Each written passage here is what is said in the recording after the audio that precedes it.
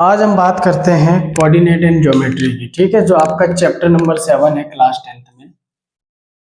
इसको ध्यान से देखिएगा, चैप्टर नंबर 7। आज इसके इंट्रोडक्शन की बात करते हैं। ठीक है, इसका नाम है कोऑर्डिनेट एंड ज्योमेट्री। इसका बेसिक आपने 9th क्लास में पढ़ा होगा। ठीक है, तो ज़्यादा डीपली बात नहीं करते हैं, जितना आपके 10th में काम आएगा उसकी बात करते हैं। ठीक है, देखिए कोऑर्डिनेट ज्योमेट्री के अंदर क्या होता है कि जैसे आप लोग बार ग्राफ पढ़े होंगे, ये हमारा क्या होता है, सेंटर पॉइंट होता है ओ। ठीक, ये हमारे पास एक्स डैश होता है, ये एक्स होता है, ये वाई होता है और ये वाई डैश होता है। ठीक है, इसमें क्या होता है कि ये 1 2 3 4 ये प्लस का होता है, फिर इधर ये 1 2 3 एंड 4 ये भी आपका प्लस का होता है। ये जो एक्सिस होते हैं एक्स डैश और वाई डैश है, ये माइनस में होता है, जैसे -1 -2 -3 -4, ये -1 -2 -3 और -4। ठीक है, अब इसमें क्या होता है, ये आप लोग स्टार्टिंग से पढ़े होंगे कि हमें कोई भी कोऑर्डिनेट अगर गिवन है 3,4 है मान लीजिए। ठीक है, तो हमको पता है कि ये चीज क्या है, x है और ये क्या है, y है। पहले जो चीज दी हुई है वो x है और बाद में जो चीज आ रही है वो क्या है, y है। ठीक है, तो इसको एबेसिसा और इसको ऑर्डिनेट भी कहते हैं। ठीक है, क्या कहते हैं इसको, एबेसिसा, इसको कहते हैं ऑर्डिनेट। ठीक है, स्पेलिंग हो सकता है इधर उधर हो, आप देख लीजिएगा। ठीक है, तो ये एबेसिसा और ऑर्डिनेट होता है। मतलब कि क्वेश्चन ये भी आ सकता है कि सीधा कहते हैं कि इसका एबेसिसा ऑर्डिनेट पॉइंट बताइए, तो आपको पता होना चाहिए कि जो एक्स होता है उसको हम लोग एबेसिसा कहते हैं और जो वाई होता है उसको हम लोग ऑर्डिनेट कहते हैं। अब मान लीजिए 3,4, ये भी आपको पता होगा कि एक्स पर 3 है, वाई पर 4 है, यानी ये एक्स पर 3 है, एक्स पर 3 तो यही है और वाई पर 4 ये है। मतलब कि ये पॉइंट कहाँ आ रहा है, कुछ इस तरीके से आ रहा है, इससे और इससे मिल रहा है। तो ये जो पॉइंट है ये आपका आ गया 3,4। मान लीजिए इसको हमने नाम दे दिया ए। ठीक है, अब ऐसी कोई पॉइंट है मान लीजिए बी, उसमें कह दिया कि -2, -4 है मान लीजिए। अब ये माइनस में है तो यानी x पर क्या है, -2 है और y पर क्या है, -4 है। तो ये देखिए x पर क्या है, ये x की लाइन है, ये -2, y पर क्या है, ये -4। मतलब ये इस तरीके से मिल जाएगा। ये आपका पॉइंट बी आ गया, -2, -4। ठीक है, तो ये इस तरीके से पता लगता है कि कोऑर्डिनेट क्या है, हमको कैसे क्या पता करना है। ठीक है, तो ये एबेसिसा ऑर्डिनेट आपको पता लग गया कि इसी को x बोलते हैं, इसी को y बोलते हैं, इन दोनों को कंबाइंड रूप से कोऑर्डिनेट बोलते हैं। ठीक है, अब कोऑर्डिनेट के अंदर जो आगे अब चलते हैं, इसके अंदर एक पॉइंट होता है, इसका क्वेश्चन ही पूछता है कि ओरिजिन पॉइंट। ठीक है, तो ओरिजिन को हिंदी में कहते हैं मूल बिंदु, सेंटर पॉइंट, केंद्र बिंदु, इसके अलग अलग नाम होते हैं, इसको सेंटर पॉइंट भी कहते हैं ओरिजिन को। ठीक है, तो अब ये क्या होता है कि ये जो सेंटर पॉइंट इसका यही है, तो ये तो x पर भी 0 है और y पर भी क्या है, 0 है। मतलब ओरिजिन के जो x, y होंगे वो आपके क्या होंगे, 0,0। मतलब कि x भी आपका 0 होगा और y भी आपका क्या होगा, 0 होगा। अब इसी के अंदर कोई बात कर ले कि पॉइंट एक्स एक्सिस, अगर कोई क्वेश्चन आ जाए और कह दे कि पॉइंट एक्स एक्सिस पर बताइए कि y क्या होगा, तो पॉइंट एक्स एक्सिस पर y इज इक्वल टू क्या होगा, आपका 0 होगा। मान लीजिए एक्स एक्सिस पर यहाँ पर कोई पॉइंट है, मान लीजिए 3 है, तो x पर तो 3 हो गया, लेकिन y पर क्या रहेगा, ये 0 रहेगा। ठीक है, तो पॉइंट एक्स एक्सिस पर y इज इक्वल टू क्या होगा, 0 होगा। तो इसको हम लोग इस तरीके से लिखें, जैसे x, y लिखेंगे तो ये क्या हो जाएगा, x, 0। क्लियर है, ये पॉइंट एक्स एक्सिस पे पता लग गया। इसी तरह एक क्वेश्चन और होता है कि ऐसे आ जाए कि पॉइंट वाई एक्सिस पर क्या होगा, फिर तो जाहिर सी बात है वाई एक्सिस पर क्या होगा, x इज इक्वल टू आपका 0 होगा। तो इसका कोऑर्डिनेट क्या होगा, x, y is equal to आपके पास आ जाएगा 0, y। यहाँ पर x 0 हो गया। मान लीजिए पॉइंट y पर कोई -3 मान लीजिए, तो y पर अगर 3 है तो x पर क्या होगा, ये 0 होगा। ठीक है, तो ये इस तरीके से, ये ऐसे आपने बार ग्राफ बहुत बनाए होंगे, ये तो आपको बेसिक से ऐसे बता दिया है। ठीक है, अब बात करते हैं कि हमको ही पता लग गया ओरिजिन का मतलब क्या होता है, 0,0 है x, y। Point x axis पर क्या होगा, y इज इक्वल टू 0 होगा। पॉइंट y एक्सिस पर क्या होगा, x इज इक्वल टू 0 होगा। ठीक है, अब बात करते हैं डिस्टेंस के फॉर्मूले की, जो आपकी पहली एक्सरसाइज के अंदर काम में आएगा।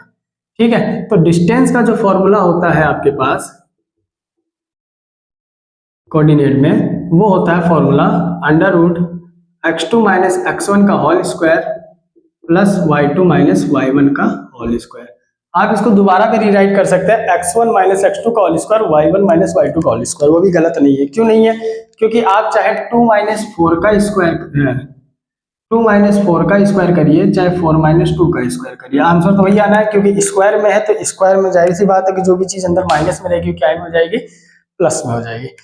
इसके अलावा कुछ चीजें हमको ध्यान में रखनी है कि जैसे एक नाम वर्ड है कोलिनियर।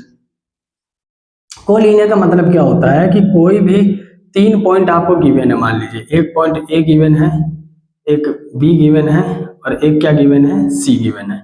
ठीक है, तो कोलिनियर का मतलब क्या होता है कि इन दो साइड का plus side of two side, sum of two side, sum of two side.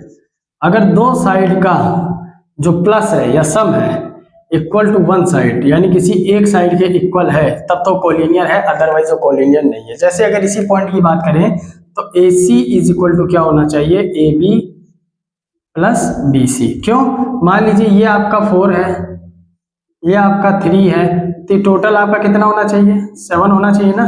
तो इसी तरह की अगर इस साइड का प्लस और इस साइड का प्लस इक्वल है, इक्वल मतलब प्लस करने के बाद पूरी साइड की क्या है, इक्वल है। ठीक है, यहाँ साइड लिख दिया, यहाँ पॉइंट भी लिखा जा सकता है ना, कि दो पॉइंट मिलकर किसी तीसरे पॉइंट की, या दो डिस्टेंस मिलकर के, या दो पेयर, ठीक है, जो भी है, दो कोऑर्डिनेट मिलकर के किसी तीसरे कोऑर्डिनेट के इस फॉर्मूले के इक्वल है, तो ये आपका क्या हो जाएगा, कोलिनियर हो जाएगा। ठीक है, ये हो गया आपका कोलिनियर। इसके बाद एक आता है आइसोस्केलेस ट्राइंगल। आइसोस्केलेस ट्राइंगल में क्या होता है, आइसोस्केलेस ट्राइंगल की कंडीशन होती है कि AB is equal to BC is not equal to CA। जरूरी नहीं है AB, यहाँ पे CA भी हो सकता है, यहाँ BC हो सकता है। ठीक है, कोई वो नहीं है, AB और CA इक्वल आ सकता है, यानी कोई भी दो साइड इक्वल होनी चाहिए। कितनी साइड, टू साइड्स इक्वल, दो साइड आपकी क्या होनी चाहिए, इक्वल। जैसे मान लीजिए एक ट्राइंगल है, ये आपको A दिया है, ये B दिया है और ये C दिया है। मान लीजिए अगर ये 4 है, ये 3 और 3 होगी। ठीक है, तो क्या कहते हैं, AB और AC इक्वल है, दो साइड इक्वल है, मतलब आइसोस्केलेस ट्राइंगल है। इक्विलैटरल ट्राइंगल में क्या होगा, तीनों साइड इक्वल होगी। ठीक है, तो ये आइसोस्केलेस ट्राइंगल हो गया, ये आपको पता लग गया कोलिनियर का। अब इसी तरह बात करते हैं कि अगर स्क्वायर की पता करना हो, तो स्क्वायर का मतलब आपको पता है जिसकी 4 साइड्स इक्वल होगी। कितनी होंगी, 4 साइड इक्वल होंगी। ठीक है, रेक्टेंगल में क्या होगा, रेक्टेंगल में क्या होगा भैया, दो अपोजिट साइड इक्वल होगी। ठीक है, अपोजिट साइड आपकी इक्वल होगी। इसी के अलावा क्या कहते हैं, रोम्बस है। रोम्बस में क्या होगा भैया, रोम्बस में 4 साइड इक्वल होंगी। कितनी साइड, 4 साइड इक्वल होगी। इसी तरह पैरेललोग्राम में क्या होगा, पैरेललोग्राम के अंदर भी क्या होगा, दो अपोजिट साइड इक्वल होगी, टू अपोजिट साइड इक्वल। इन दोनों केस में क्या होगा, कॉमन क्या रहेगा कि इनके जो डायगोनल्स होंगे वो इक्वल नहीं होंगे। ठीक है, क्या नहीं इक्वल होंगे भैया, डायगोनल्स आर नॉट इक्वल। ठीक है, अभी बेसिक क्लास खत्म नहीं हुई है, अभी ये कंटिन्यू, अभी थोड़ा सा और बचा है आपका, बट बोर्ड फिल हो गया है। ठीक है, देखते हैं। अब जैसे डिस्टेंस का फॉर्मूला हो गया under root x2 minus x1 का whole square plus y2 minus y1 का होल स्क्वायर। ये तो हो गया पहली एक्सरसाइज की बात। ठीक है, पॉइंट x एक्सिस पर क्या करेंगे, पॉइंट y एक्सिस पर क्या करेंगे, ओरिजिन पॉइंट क्या होगा, एबेसिस क्या है, ऑर्डिनेट क्या है। ठीक है, इन सब की तो बात हो गई। अब इसी के अंदर एक फॉर्मूला और काम में करता है आपका, उसको बता रहा हूं आपको। वो क्या है, उसको बोलते हैं सेक्शन फॉर्मूला। कौन सा फॉर्मूला है भाई, वो सेक्शन फॉर्मूला। सेक्शन फॉर्मूला क्या करता है वो देखिए, ये रेशियो में काम आएगा। जैसे कोई पॉइंट A आपको गिवन है और पॉइंट आपको B गिवन है। ठीक है, मान लीजिए पॉइंट A क्या है, x1 और y1 है, पॉइंट B क्या आपके पास x2 और y2 है, और इसको m1 m1 रेशियो m2 में आपको निकालना है। तो m1 m2 की रेशियो में जो निकलेगा, तो आपके पास जो आंसर आएगा वो x, y आएगा। कभी कभी आपको x और y गिवन रहेगा, m1 m2 निकालना रहेगा।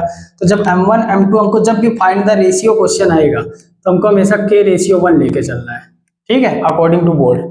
ठीक है, हमें क्या लेके चलना है, k रेशियो 1। तो हमको सिर्फ एक का निकालना रहेगा, दूसरे का तो 1 रहेगा। इसी में जो आएगा, मान लीजिए 2/7 आया, तो 2 रेशियो 7 हो जाएगा, और 7 उधर चला जाएगा।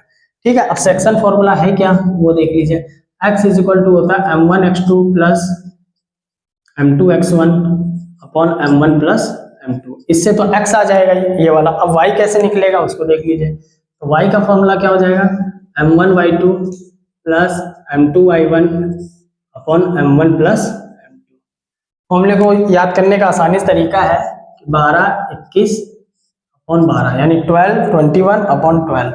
इसमें भी देखिए 12 21 अपॉन 12। इससे आप कंफ्यूज नहीं होंगे। mx है ऊपर, नीचे mm है, तो आपको 1 2 लगाना है कि 2 1 लगाना है, ये कंफ्यूजन नहीं रहेगा। ठीक है, तो ये सेक्शन फॉर्मूला है।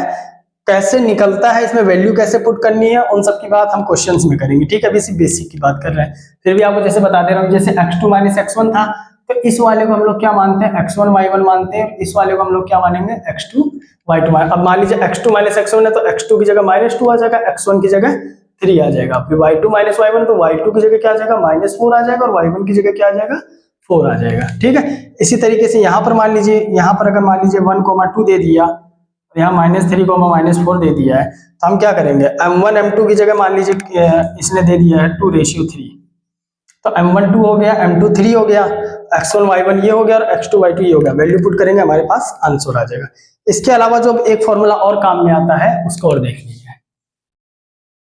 ठीक है, कोऑर्डिनेट फॉर्मूला आएगा। ठीक है, पॉइंट, कोई भी पॉइंट है उसके कोऑर्डिनेट कैसे फाइंड आउट करने हैं। ठीक है, उसका फॉर्मूला होता है x = x1 plus x2 upon 2, और y कोऑर्डिनेट कैसे निकलेगा, y1 प्लस y2 अपॉन 2। ये फॉर्मूला कहाँ काम में आएगा, जैसे मान लीजिए कोई एक पॉइंट है। ठीक है, एक पॉइंट ये दिया है a, एक पॉइंट ये दिया है b। मान लीजिए क्या कहते हैं कि ये है आपके पास x1 y1 है, और ये आपके पास क्या है, x2 y2 है। तो अब ये पॉइंट जो बीच का पॉइंट है, इसको P मान लीजिए, C मान लीजिए, कुछ जी मान लीजिए। तो पॉइंट P हमको अगर फाइंड आउट करना, तो हम क्या करेंगे, इसका x1 प्लस x2 अपॉन 2, इसका y1 प्लस y2 अपॉन 2। तो हमारे पास जो x, y आएगा वो कोऑर्डिनेट P आएगा। क्या आएगा भैया, कोऑर्डिनेट ऑफ P। मतलब P के कोऑर्डिनेट हमको कैसे फाइंड आउट करने हैं, वो हमको इस क्वेश्चन से पता लगेगा। अब देखिए, अगर आपके क्वेश्चन के अंदर डिस्टेंस, जैसे पहली एक्सरसाइज में डिस्टेंस की बात हो रही है, तो उसमें डिस्टेंस ही निकालना है, चाहे कोलिनियर कंडीशन हो, चाहे आइसोस्केल हो, चाहे स्क्वायर हो, चाहे रेक्टेंगल हो, चाहे रोम्बस हो, चाहे पैरेललोग्राम हो। ठीक है, उसके अलावा 7.2 की जब बात करेंगे, तो उसके अंदर हमारे पास एक सेक्शन फॉर्मूला काम में आएगा, और दूसरा क्या कहते हैं, हमारे पास कोऑर्डिनेट फॉर्मूला काम में आएगा। तो सेक्शन फॉर्मूला कहाँ लगेगा, सेक्शन फॉर्मूला वहां लगेगा जहां पर हमको रेशियो की बात करेगा, रेशियो गिवन रहेगा, रेशियो फाइंड आउट करना रहेगा। ठीक है, वहां पर हमारा कौन सा फॉर्मूला लगेगा, सेक्शन फॉर्मूला। कोऑर्डिनेट की बात कहाँ चलेगी, जहां पर बोलेगा इससे 4 इक्वल पार्ट्स हैं।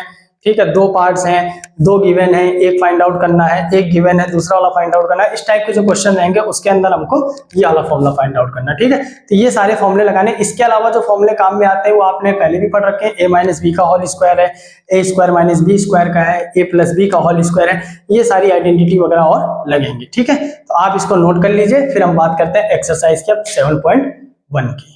क्लियर, नोट कर लीजिए।